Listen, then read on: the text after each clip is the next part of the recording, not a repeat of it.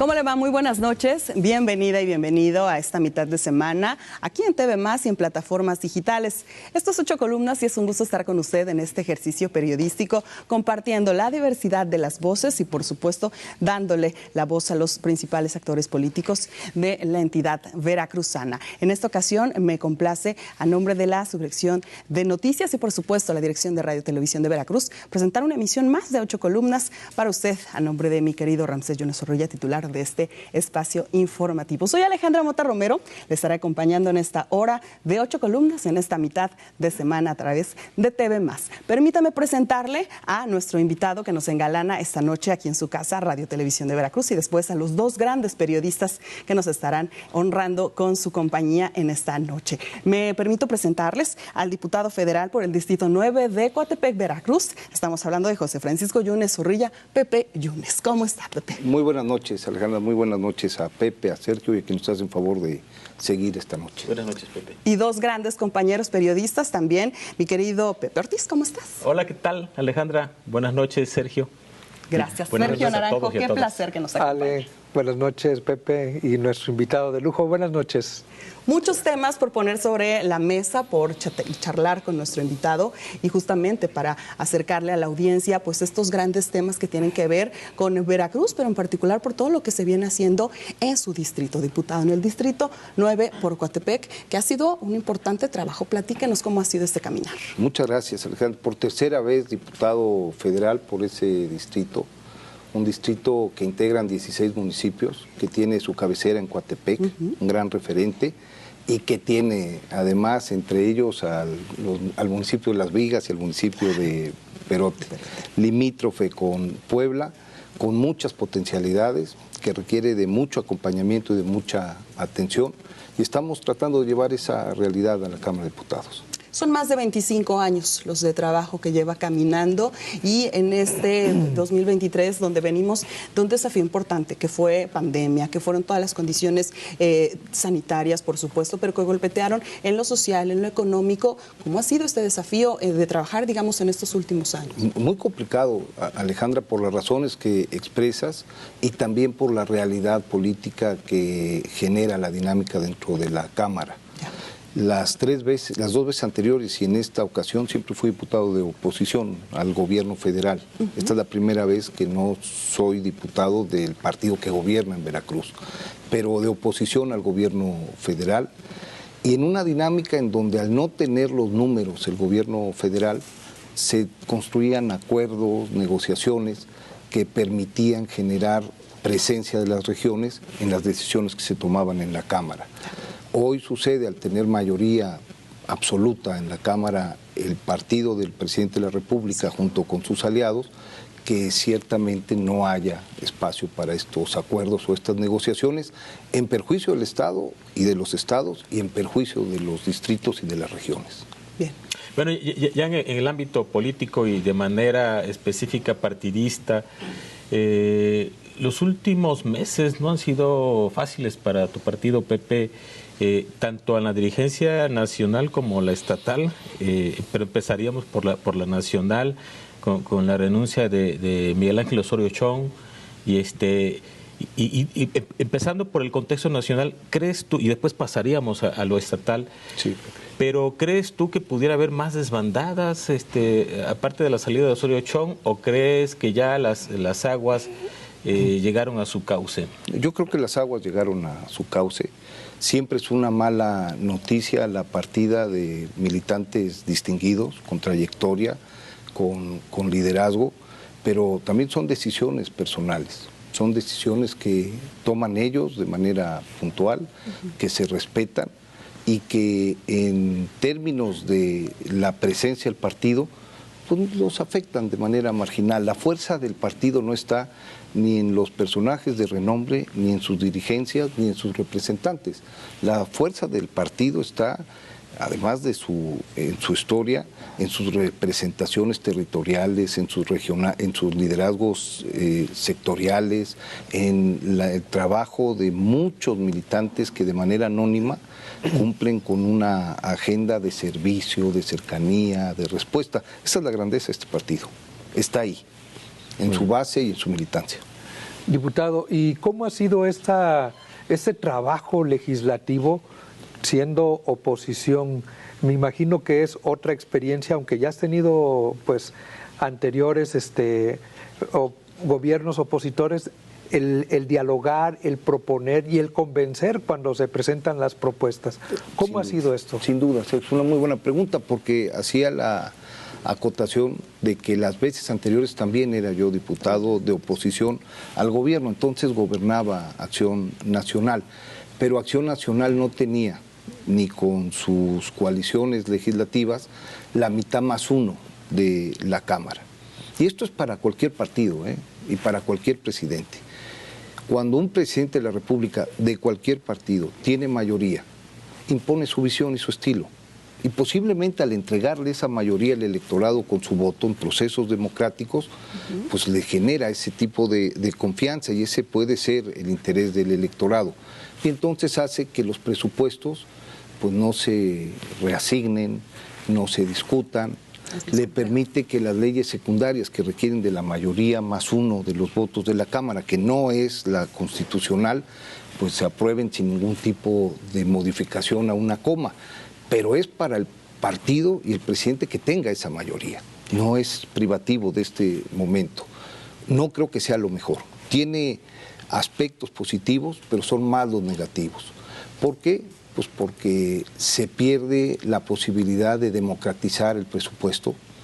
Por 25 años el presupuesto significaba la posibilidad de ayudas puntuales en lo local, en lo municipal, o de obras transversales en lo estatal que podrían implicar en desarrollo, y se cancela, porque simple y llanamente los diputados del presidente de la República pues no van a generar ningún tipo de modificación, y no lo harían antes, no sucedió antes, hace 50 años, y no sucede hoy.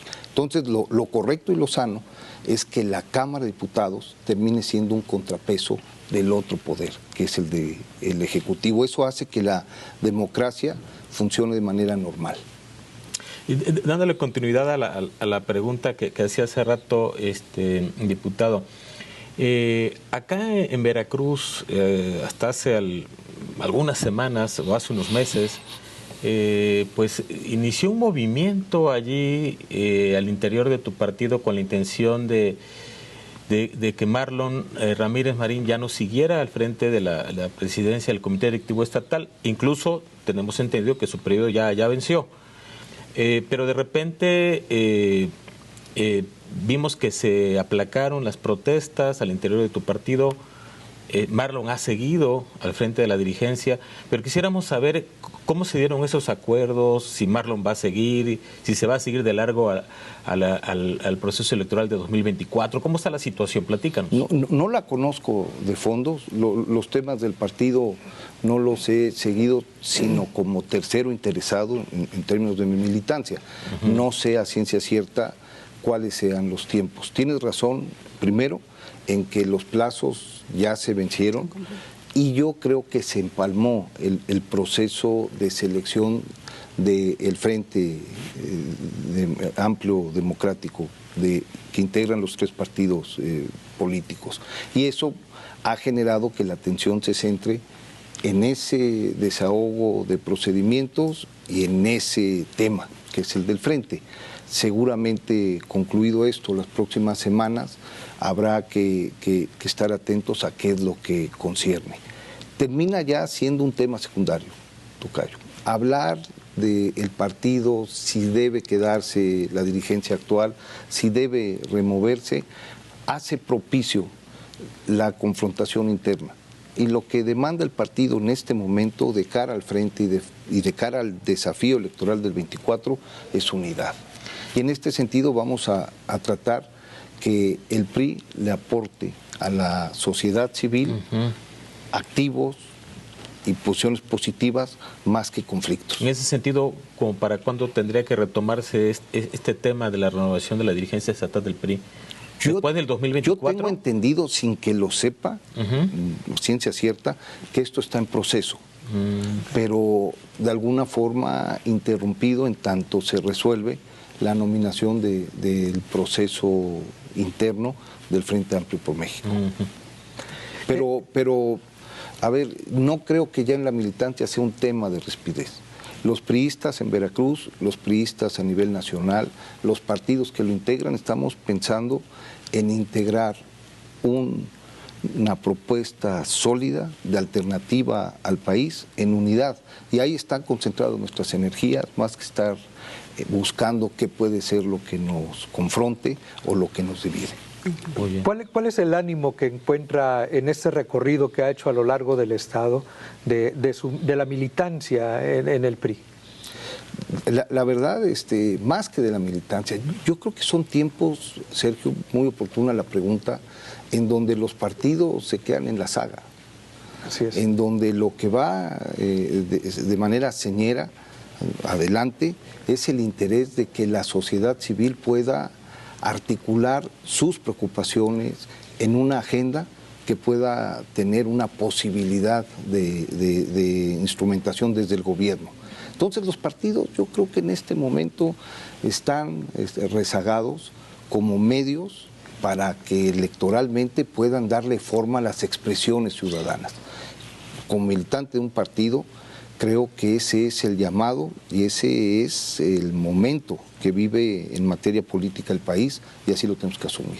Estas redes ciudadanas por Veracruz, justamente ese es, digamos, el estandarte, el acercamiento, el diálogo, la conversación, porque vemos que una constante, diputado, es justamente este término, la sociedad civil, devolverle esta fortaleza a ellos como actores que forman parte, pues, justamente de este binomio, ¿no? Así es, Alejandro. Los partidos políticos, por definición constitucional, son organizaciones de ciudadanos.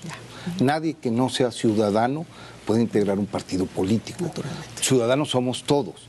Pero digamos que el sistema de partidos, y algunos partidos en lo particular, pues gozan de mucho recelo, de mucha suspicacia de parte de la sociedad.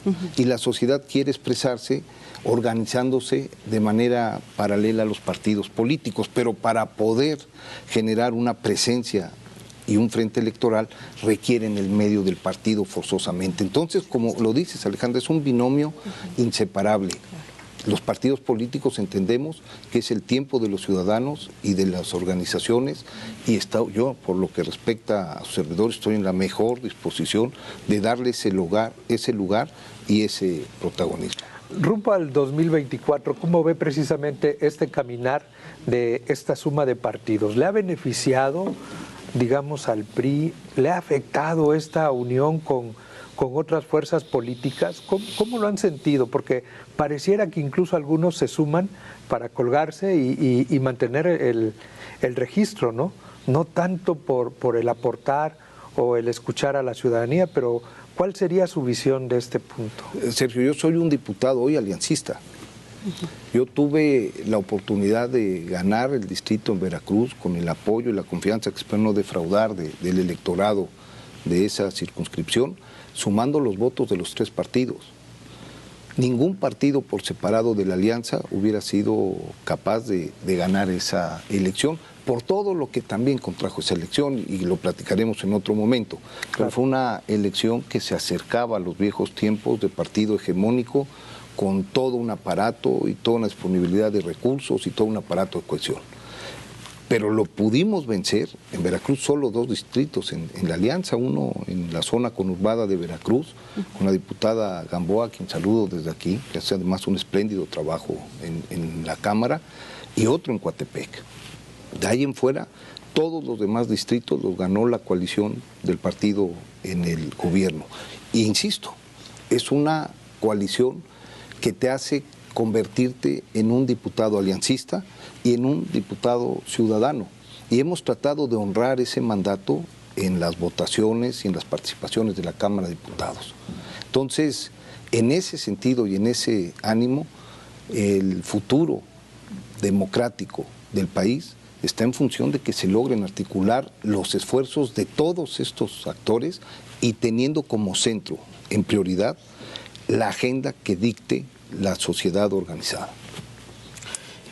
Luego de que Santiago Krill se bajara del caballo, declinara y incluso ha manifestado su apoyo a Xóchitl, y que la misma Xóchitl ha dicho, ya lo invitó como corredor de la campaña, y que Santiago Krill acepta. Pero bueno, después de todo esto, En la recta final quedan dos mujeres, Beatriz Paredes y Xóchitl.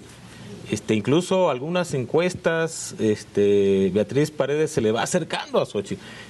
¿Quién te late más, Beatriz o Xóchitl?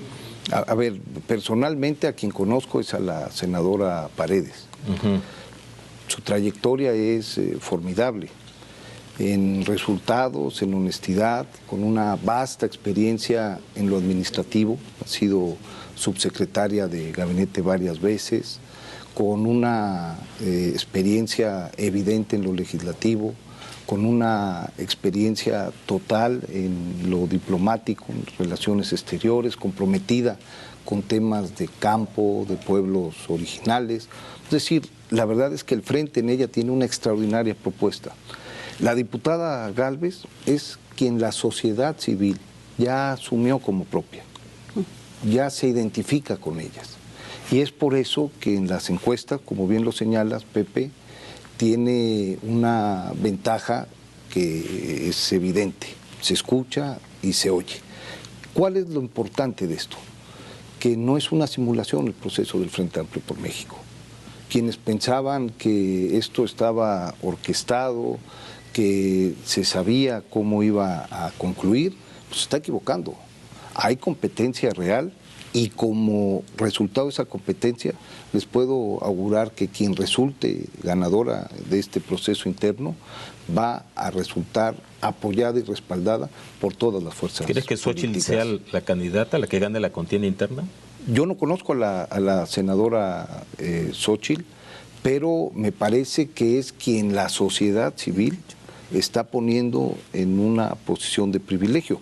Ojo, no tan separada en función del reconocimiento, de la capacidad, de la tenacidad de a quien yo apoyo, que es la senadora Paredes. En ese sentido, para ustedes, ¿qué sería lo mejor? ¿Alguien popular o alguien con experiencia? Porque creo que ahí se dan los dos factores, ¿no? Sin duda, porque lo estamos viviendo. Yo creo que en algún momento se menospreció la experiencia para tomar decisiones y responsabilidad pública, Sergio. Yo creo que el país lo está pagando en estos 4 años y medio, el país en su conjunto. Se requieren gobiernos preparados, honestos, evidentemente cercanos. Si por popular se refiere a alguien que debe estar en cercanía con la gente, en solidaridad con su circunstancia, en empatía con sus problemas, sin duda que tiene que ser popular, pero se requiere también de un corte de preparación y de experiencia, como por fortuna la tiene tanto la diputada Paredes como la senadora Paredes como la senadora Xóchitl Gálvez. Ahí hay una garantía, no me queda la menor duda de que el Frente va a traer la mejor propuesta para el 2024 y eso ya lo tendrá que decidir la gente en plena libertad el día de la elección. Pareciera que es tiempo de las mujeres, ¿no? Pareciera que es tiempo de las mujeres a nivel federal, mi querido Pepe. Pero con un gran reconocimiento a la aportación, a la presencia, al trabajo de las mujeres en Veracruz. Las veracruzanas, las mujeres de este estado, todos los días han dado extraordinarias muestras de valor, de construcción, de reconocimiento. Entonces, pues eso se tendrá que determinar. Si tú me lo preguntas a mí, más allá de la broma y del revire, Pepe, no tengo sino reconocimiento y mucho respeto por lo que políticamente, socialmente, económicamente significan las mujeres veracruzanas en el estado. En el contexto estatal y rumbo al 2024, pues también a ti se te ha mencionado en algunas columnas políticas como uno de los aspirantes a la gubernatura por parte del PRI y que bueno, ya después en la contienda interna por parte del Frente Amplio se definirá quién sea el candidato a la gubernatura en Veracruz. Pero hace unos días salió publicada una encuesta en un medio nacional y te colocan en primer lugar en la encuesta. ¿Qué opinas? Son 25 años, lo platicábamos aquí de trabajo, pensando siempre en Veracruz. Ahora, pues hay que reconocer que la encuesta refleja el momento. Mi circunstancia es ser de los pocos actores políticos del Frente, opositores al partido que gobierna en Veracruz y en el Estado, que tiene triunfos electorales.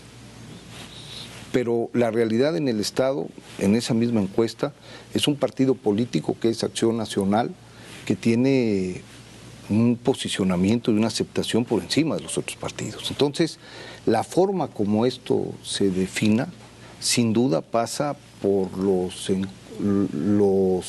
arreglos internos que logre Acción Nacional.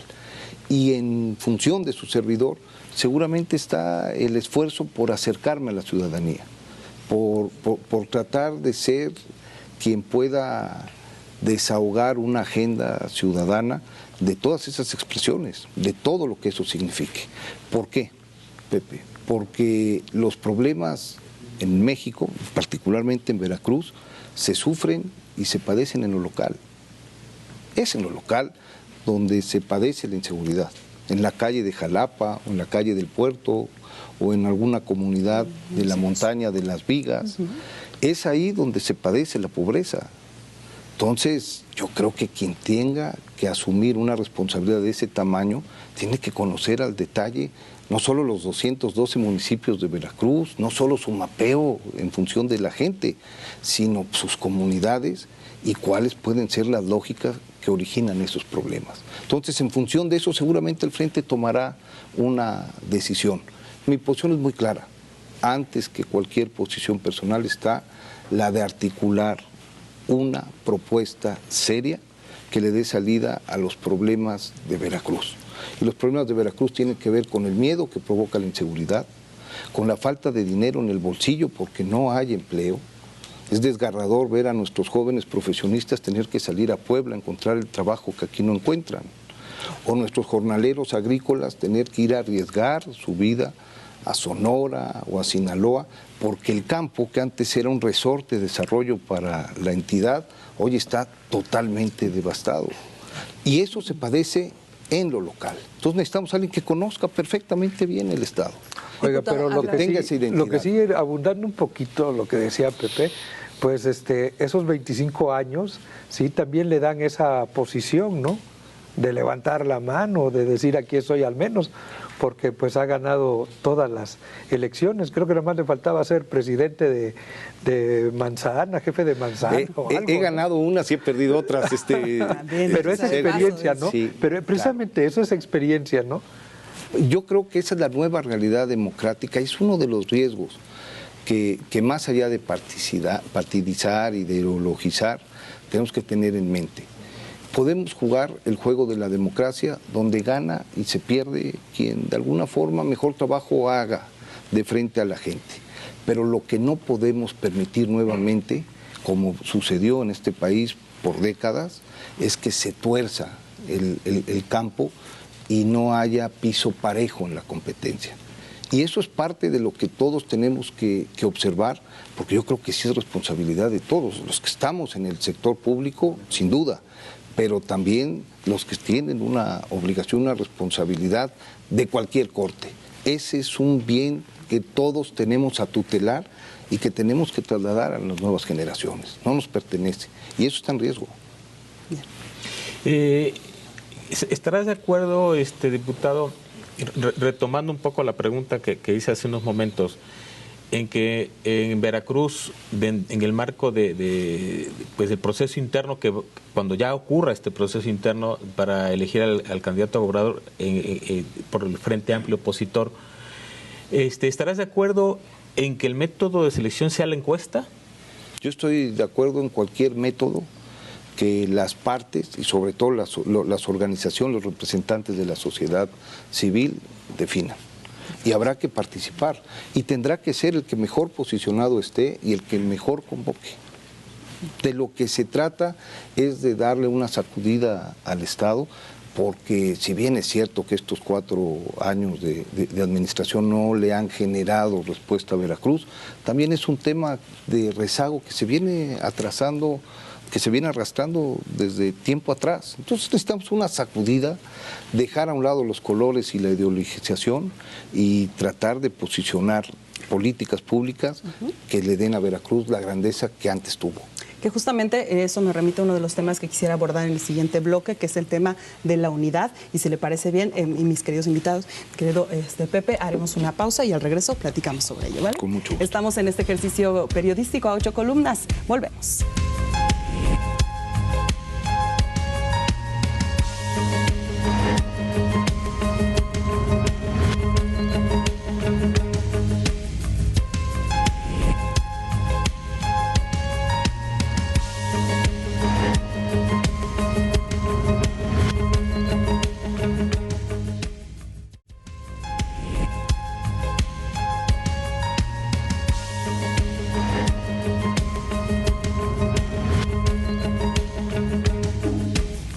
Noche de 8 columnas en este ejercicio periodístico a través de la señal de TV Más y también en nuestras plataformas digitales. Le agradecemos que nos acompañe en esta mitad de semana, en esta noche, para tener una plática con las diversas voces políticas justamente de la entidad veracruzana. En esta noche nos acompaña el diputado federal por el Distrito 9 de Coatepec, Veracruz, Pepe Yunes, dos grandes periodistas, mi querido Pepe Ortiz, Sergio Naranjo, acompañándonos en esta charla, en este ejercicio comunicativo, donde tenemos muchos temas para platicar y hablábamos de uno de ellos, diputado, a la pausa, hasta justamente el tema de la unidad ante este escenario, donde hablamos que es fundamental una alianza para poder ganar una gobernatura por Veracruz, o en este sentido, pues cómo podríamos trabajar ese tema con los actores políticos en las alianzas. La unidad como uno de los pilares hacia el cambio, hacia la sociedad.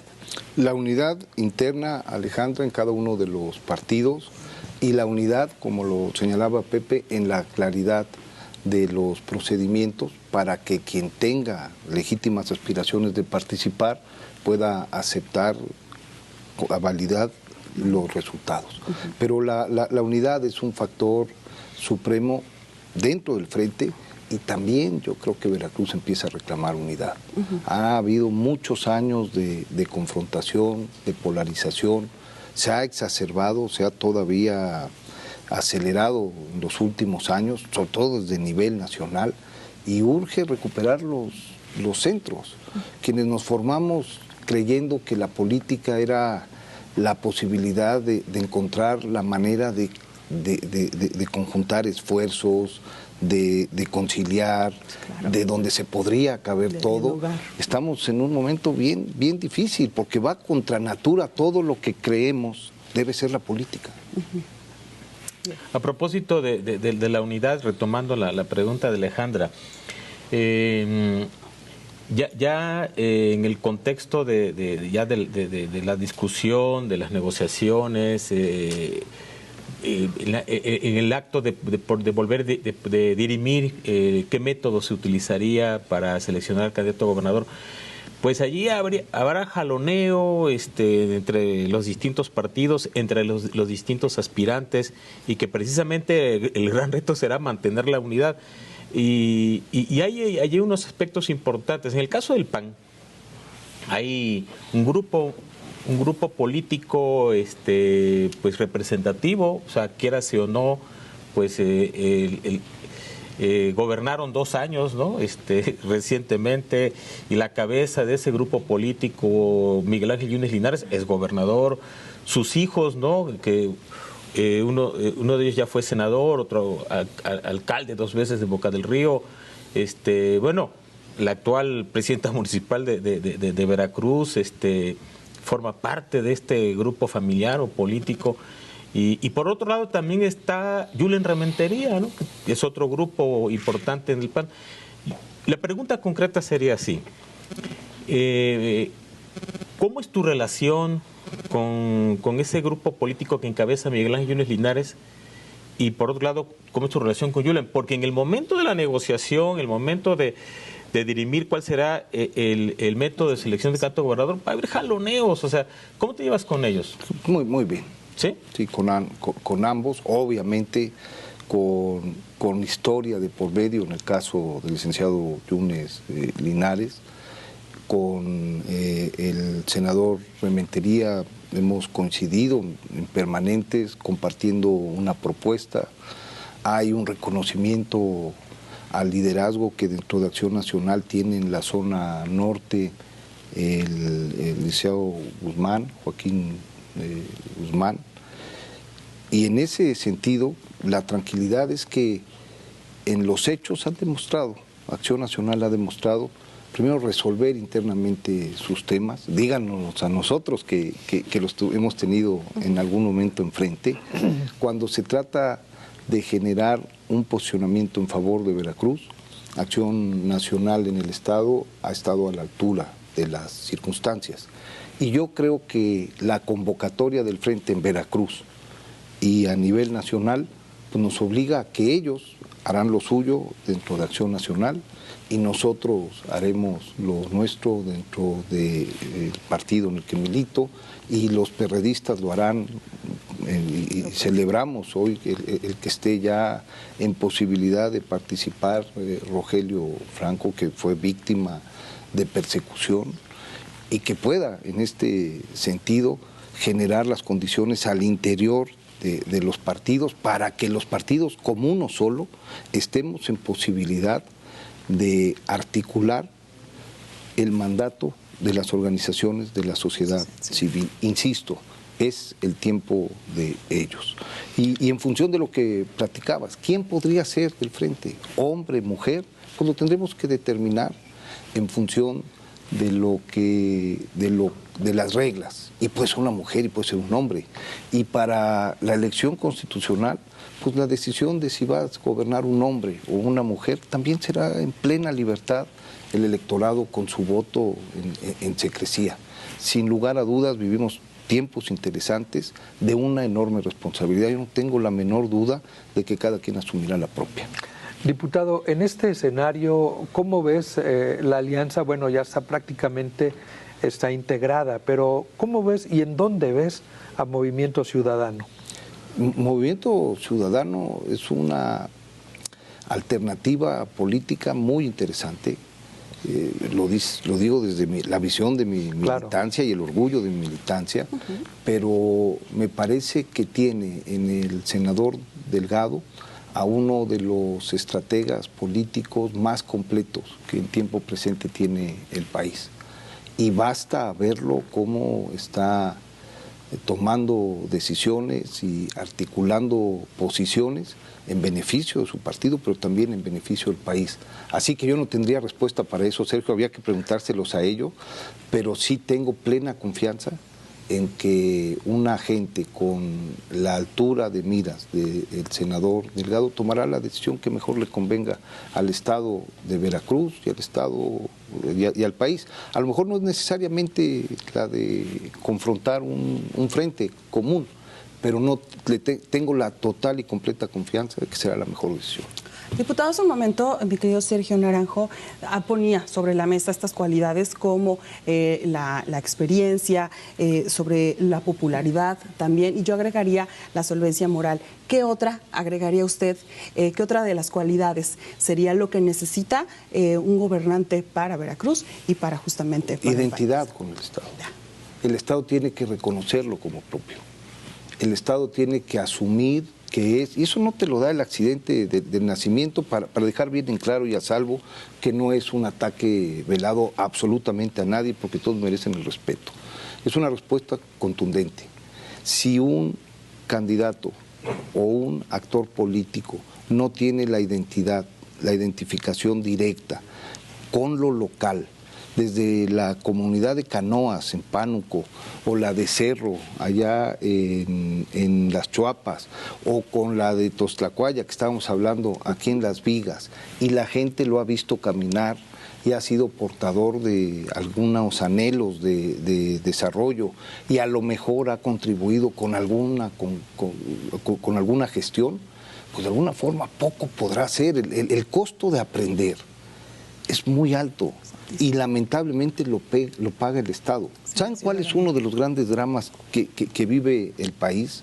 Y yo creo que el Estado de Veracruz, las oportunidades perdidas.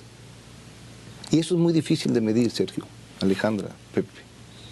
Cuando no se tiene los reflejos desde el gobierno para aprovechar el momento, lamentablemente el costo es en desarrollo y en calidad de vida para la gente.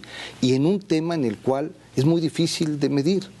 Porque uno puede llegar y decir, oye, es que el Estado creció 0.5, que es el ITAI del primer trimestre, lo cual es casi nada.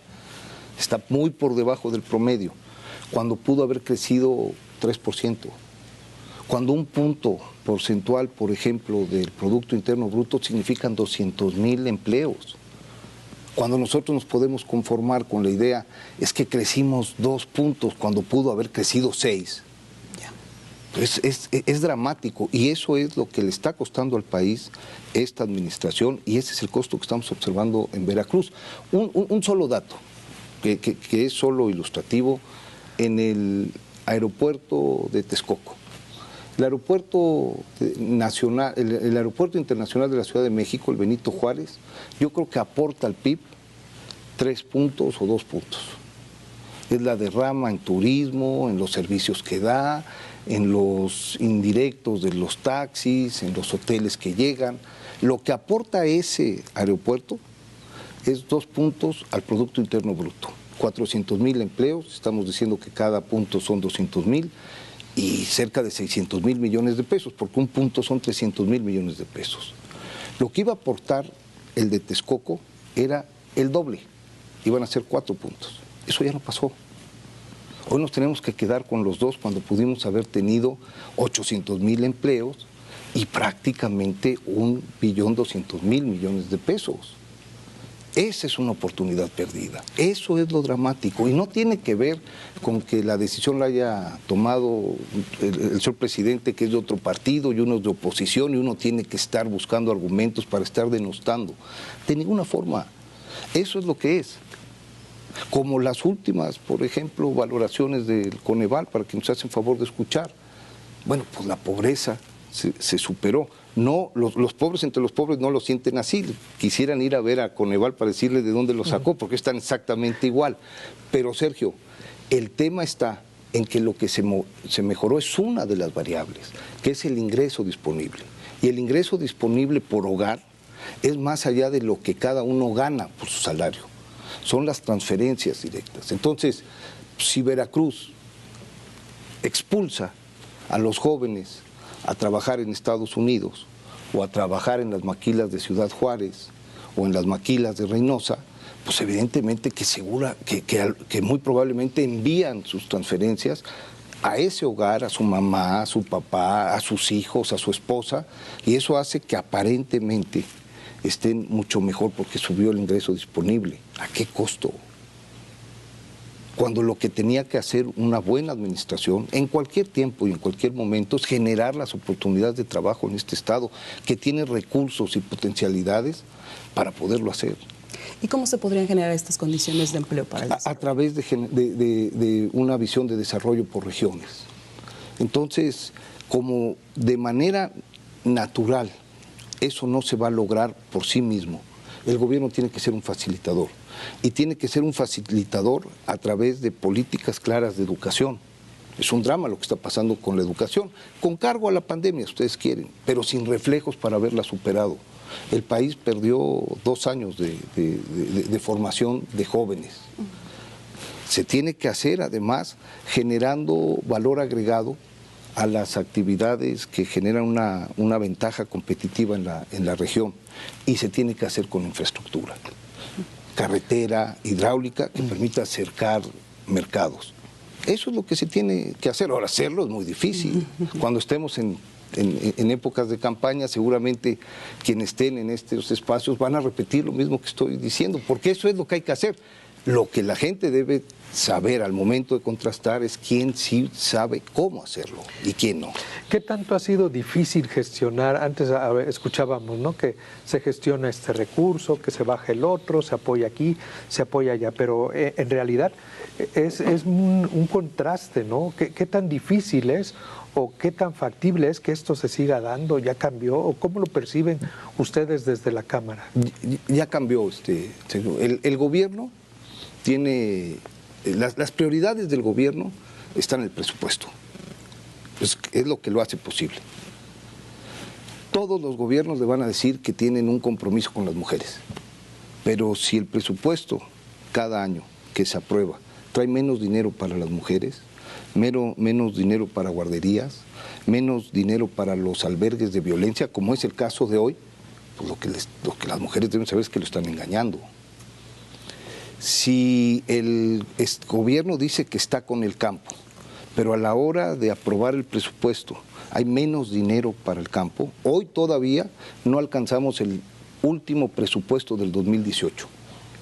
En el ejercicio fiscal del 2023, pues entonces este gobierno no está en el campo. Entonces, contestando tu pregunta con ese ejemplo de las prioridades en el presupuesto, Sergio, si el presidente de la República, como se llame, del partido que sea, tiene la comodidad de enviar un presupuesto bajo su lógica, bajo su visión única, difícilmente la Cámara de Diputados puede enriquecerlo con las solicitudes o las gestiones de sus regiones o de su estado. Desde la reforma electoral del 96, que por fortuna no pasó la contrarreforma que envió el señor presidente de la República, porque era un retroceso de ese tamaño, ningún presidente de la República a partir del 97 tuvo mayoría en la Cámara de Diputados, y eso obligaba que el presidente de la República pusiera sus prioridades, lo que le interesaba en el presupuesto, pero tuviera también que incluir las prioridades de los gobiernos de los estados, de los municipios, de los sectores productivos como ganaderos, o como cañeros, o como cafeticultores, o como citricultores, de las mujeres, y para obtener los votos suficientes para que se aprobara ese presupuesto en su conjunto, tenía que conceder. Hoy, como tiene esa tranquilidad de votos, al tener todos los votos, pues no le mueven ni una cifra. Y entonces pregúntenle hoy a los presidentes municipales de todos los partidos, empezando por el partido Morena, cuánto ha podido lograr adicional a lo que por la ley de coordinación fiscal le corresponde. Cero. Y volvemos a lo mismo, Sergio. Los problemas se padecen en lo local. A la gente le interesa que su calle esté pavimentada, que no haya charcos, que esté iluminada porque no lo vayan a espantar. Y si tú no tienes ya la posibilidad de traer esos recursos para gestionarlos, y los que por ley le tocan al municipio son insuficientes, pues tenemos una contradicción. Entonces, la prioridad del presidente de la República está en su presupuesto.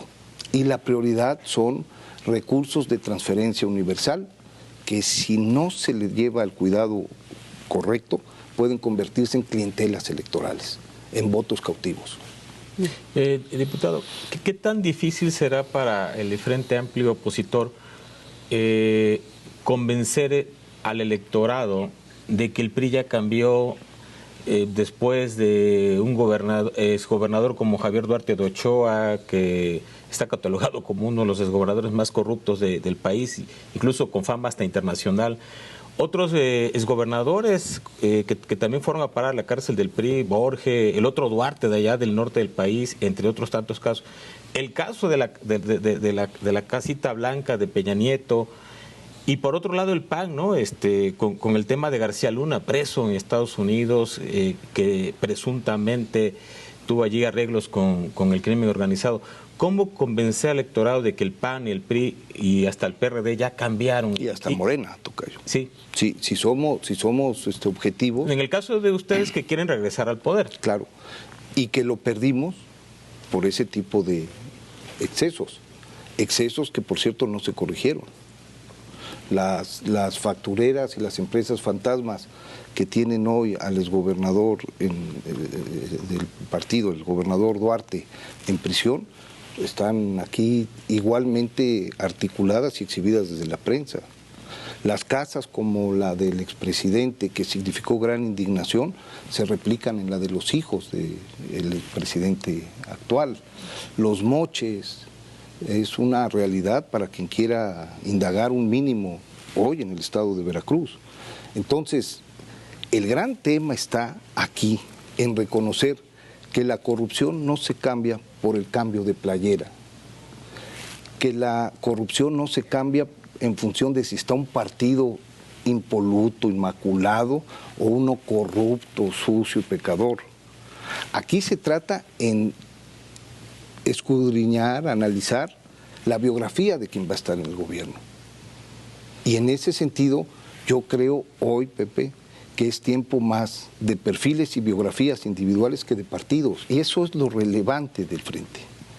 El Frente está logrando que los partidos, como lo dije, queden atrás, no sus militantes, y de alguna forma empiece a figurar más para la valoración los perfiles y las biografías de cada persona, porque corruptos hay en unos y en otros.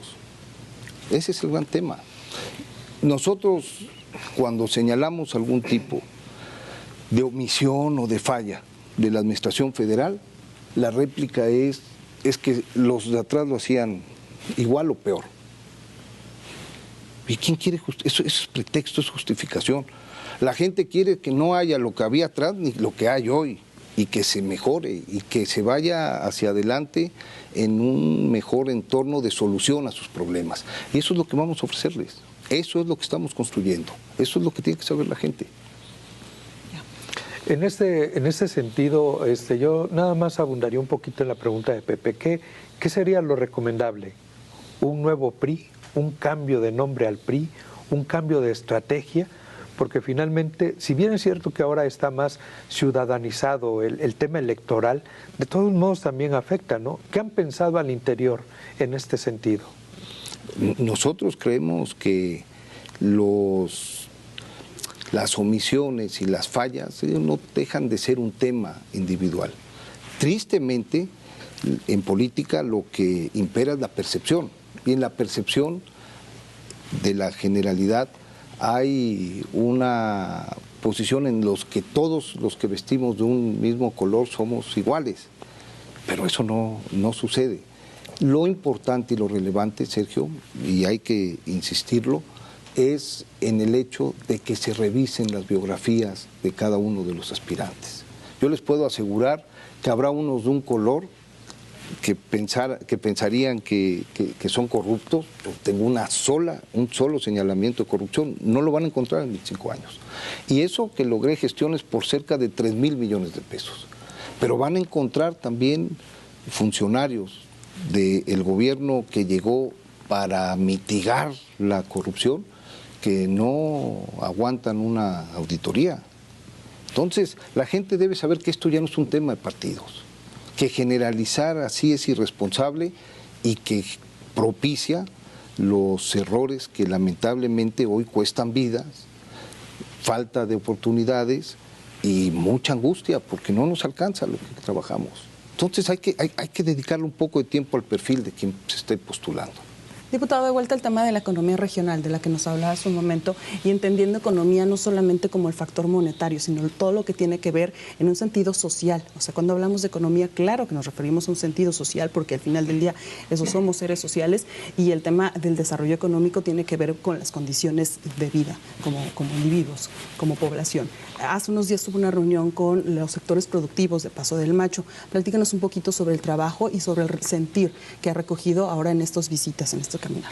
En la región de Paso del Macho, pues, prácticamente viene desde Manlio Fabio, Camarón, Soledad y luego Tepatlasco.